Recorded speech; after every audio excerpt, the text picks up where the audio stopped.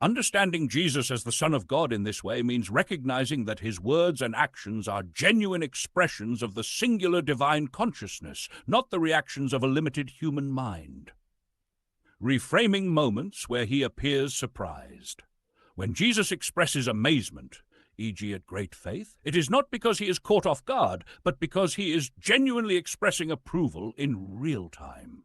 These moments serve as public acknowledgments of faith, righteousness, or spiritual insight, not signs that he lacked foreknowledge. Examples of apparent surprise as genuine approval. 1. The centurion's faith. Matthew 8, verse 10, Luke 7, 9. When Jesus heard this, he marveled and said, "I tell you, not even in Israel have I found such faith." Jesus isn't shocked, as if he didn't see it coming.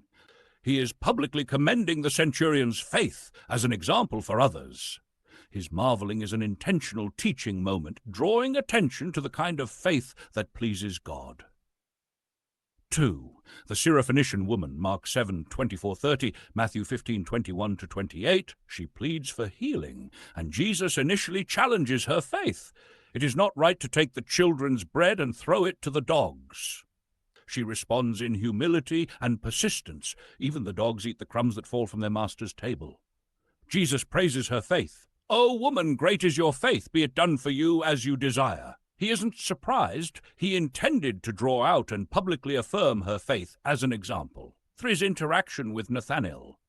John 1, verse 47-50. Jesus says, "Behold an Israelite indeed, in whom there is no deceit." Nathanael is stunned. "How do you know me?" Jesus responds, "Before Philip called you, when you were under the fig tree, I saw you." This isn't surprise or learning, it's an intentional display of divine knowledge leading Nathanael to faith.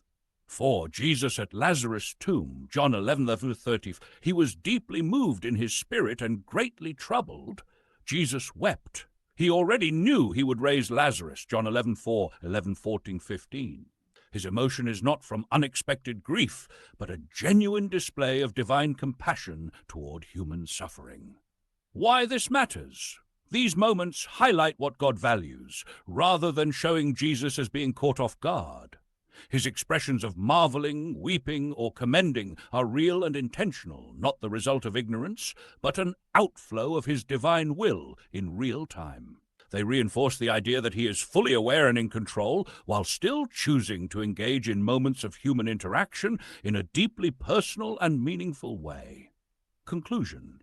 Jesus' responses aren't just reactions, they are strategic, intentional, and deeply meaningful. His expressions of approval, grief, or amazement are not from lack of knowledge, but from his divine will choosing to engage with humanity on their level, making those moments all the more powerful.